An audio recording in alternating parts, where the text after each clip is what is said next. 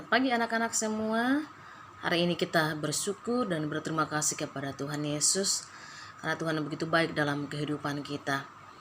Dia memberikan kekuatan kita pada pagi hari ini. Dia boleh menolong kita sepanjang malam hari, dan terlebih kesehatan yang kita boleh miliki hari ini sungguh luar biasa karena Tuhan Yesus. Sebab itu anak-anak, sebelum kita akan kembali memulai akan tugas dan tanggung jawab kita pada pagi hari ini, kita akan sama-sama rindu untuk mendengarkan akan kebenaran firman Tuhan. Mari siapkan hati kita, dan terlebih dahulu kita akan angkat pujian bahasa cinta.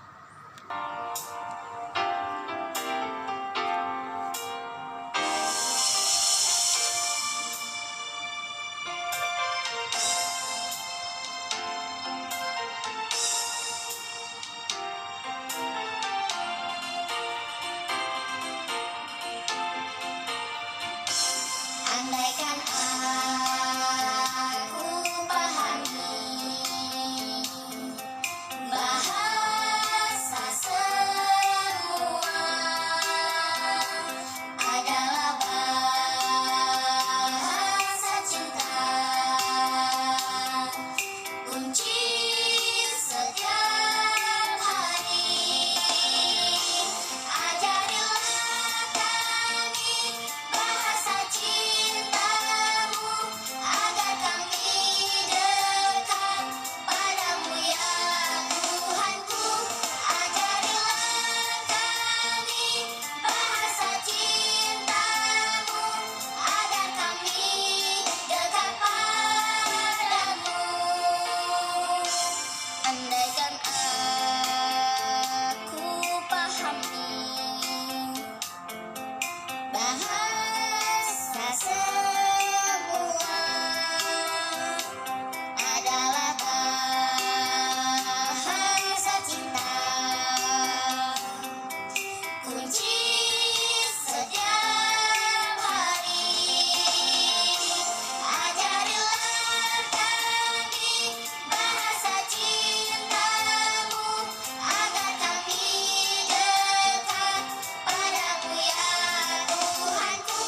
Ajarilah kami bahasa cintamu agar kami dekat padamu,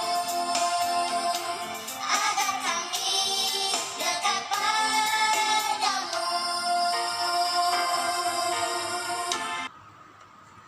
Mari kita berdoa. Kembali Tuhan, kami bersyukur ketika pagi hari ini Tuhan boleh menolong kami, menyertai kami ketika sepanjang malam Tuhan sudah menolong kami. Terima kasih Tuhan untuk nafas kehidupan yang Kau kembali berikan kami pada pagi hari ini. Tuhan, sebelum kami akan memulai pelajaran kami akan rindu sama-sama untuk belajarkan kebenaran firman-Mu.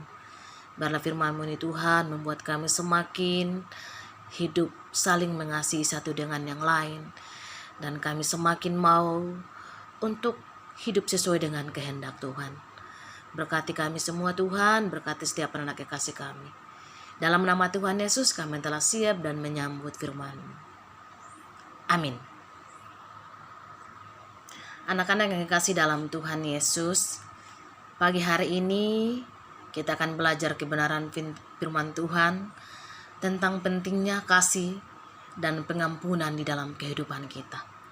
Mengapa anak-anak? Karena Tuhan lebih duluan mengasihi kita lewat pengorbanannya di atas tiang kayu salib. Dia telah bangkit dan kita menjadi pemenang, dan Tuhan juga mau bagaimana kita hidup saling mengasihi satu dengan yang lain. Mulai dalam keluarga, kemudian dengan tetangga, bagaimana kita hidup rukun dengan teman-teman di sekolah, bahkan semua orang yang kita jumpai setiap hari. Sebab itu, saya rindu anak-anak kita akan baca firman Tuhan yang terdapat dalam Efesus 4 ayat yang ke-32. Mari sama-sama kita bacakannya 2, 3. Tetapi hendaklah kamu ramah seorang terhadap yang lain, penuh kasih mesra dan saling mengampuni, sebagaimana Allah di dalam Kristus telah mengampuni kamu.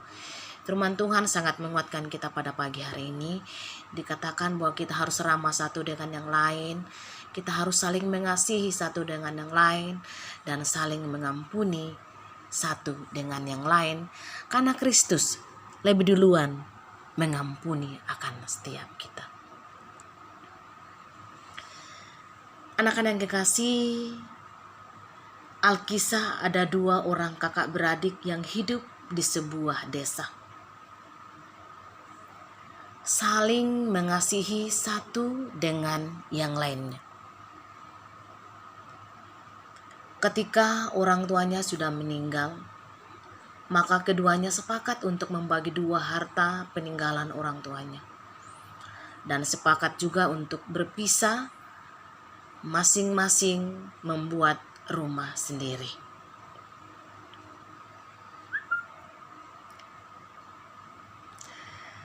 Selama 40 tahun mereka hidup rukun berdampingan satu dengan yang lainnya.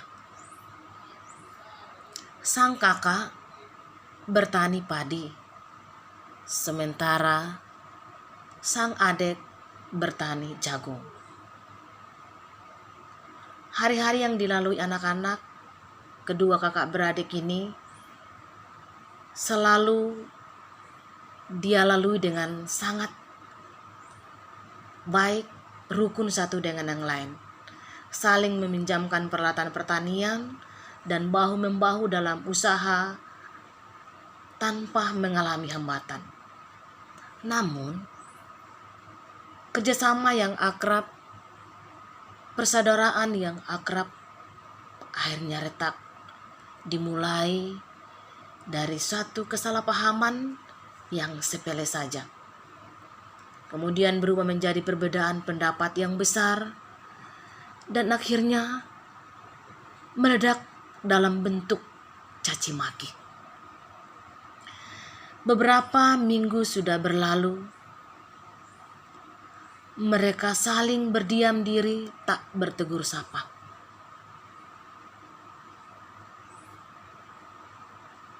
Suatu pagi, datanglah seorang tukang kayu.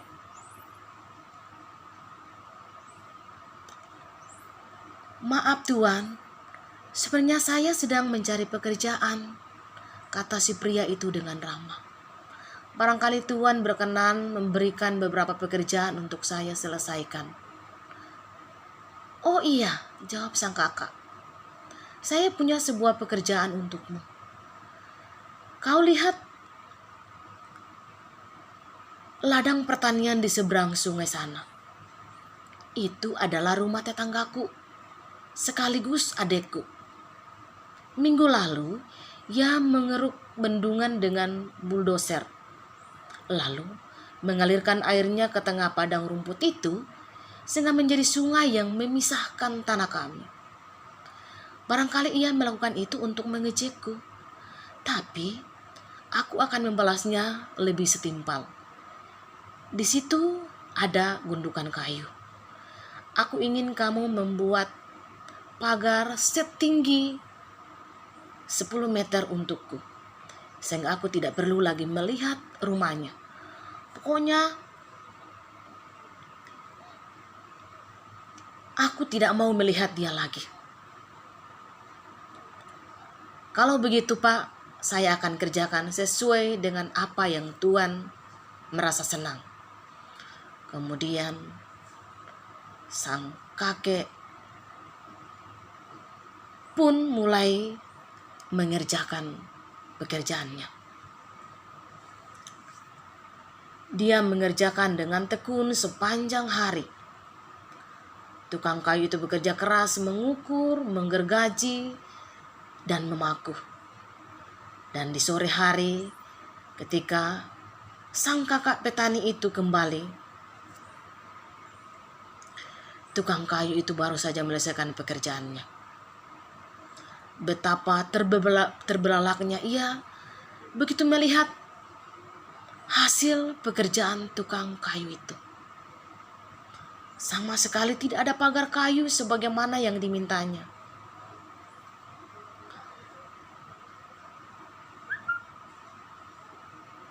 Namun, yang ada adalah jembatan melintasi sungai yang menghubungkan ladang pertaniannya dengan ladang pertanian adiknya. Jembatan itu begitu indah. Dengan bergegas berjalan menaiki jembatan itu dengan kedua tangannya terbuka lebar. "Kakakku, kau sungguh baik hati, mau membuatkan jembatan ini. Padahal sikap dan ucapanku telah menyakiti hatimu. Maafkan aku ya kak," kata si adik pada kakaknya. Dua bersaudara pun itu bertemu di tengah-tengah jembatan, saling berjabat tangan dan berpelukan. Melihat itu, tukang kayu pun membenahi perkakasnya dan bersiap-siap untuk pergi. "Hai, jangan pergi dulu. Tinggallah beberapa hari lagi. Kami mempunyai banyak pekerjaan untukmu," pinta sang kakak. "Sesungguhnya saya ingin sekali tinggal di sini, nak," kata tukang kayu. "Tapi masih banyak jembatan lain yang harus saya selesaikan." Anak-anak yang kasih dalam Tuhan Yesus, Tuhan selalu ingin kita bersama dalam kasih. Tuhan selalu ingin kita mengasihi sesama kita, saudara kita. Kenapa anak-anak? Karena Tuhan adalah sahabat setia kita, penolong kita. Percayalah bahwa Tuhan selalu ingat pada kita. Seharusnya kita manusia ini harus sadar. Kita dilahirkan dengan dua mata,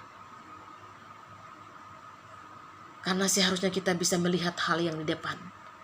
Kita lahir dengan dua telinga, satu kiri dan satu kanan, sehingga kita dapat mendengar dari dua sisi dan dua arah, menangkap pujian maupun kritikan. Dan bagaimana juga mendengar mana yang salah dan mana yang benar. Kita juga dilahirkan dengan otak yang tersembunyi di kepala, sehingga bagaimanapun miskinnya kita tetap kaya. Karena tak seorang pun dapat mencuri otak kita yang lebih berharga dari segala permata yang ada. Sebab itu anak-anak, marilah kita saling mengasihi, saling mengampuni satu dengan yang lain. Karena itulah yang Tuhan inginkan dalam kehidupan kita. Tahukah anak-anak siapa si tukang kayu itu? Dialah Tuhan Yesus yang datang menjadi pendamai akan kita. Sebab itu mari kita juga menyalurkan kasih kepada siapapun, dimulai dalam keluarga kita, sehingga kita menjadi anak-anak Tuhan yang mengagungkan nama Tuhan dan menyenangkan akan hati Tuhan. Amin. Untuk kebenaran firman Tuhan, mari kita berdoa. Kembali Tuhan, kami bersyukur, kami diingatkan akan kebenaran firman Tuhan, bagaimana kami harus saling mengasihi, saling memperdulikan satu dengan yang lain. Tolong kami Tuhan, agar kami boleh mempraktekkan dalam kehidupan kami Bapa. Kami tidak akan dendam, kami tidak akan mengganggu akan saudara kami atau teman-teman kami, tapi kami akan hidup saling mengasihi, saling memperdulikan, bahkan kami akan saling mengampuni satu dengan yang lain, sebagaimana Tuhan telah melakukan itu dalam kehidupan kami. Terpuji namamu Tuhan, berkati kami hari ini, berkati setiap tugas dan tanggung jawab kami yang akan kami kerjakan, anak-anak yang akan mengerjakan tugas hari ini Tuhan, Engkau akan memberikan hikmat kepandaian kepada setiap mereka. Dalam nama Tuhan Yesus kami serahkan hidup kami pada hari ini. Amin. Tuhan memberkati anak-anak dan selamat belajar.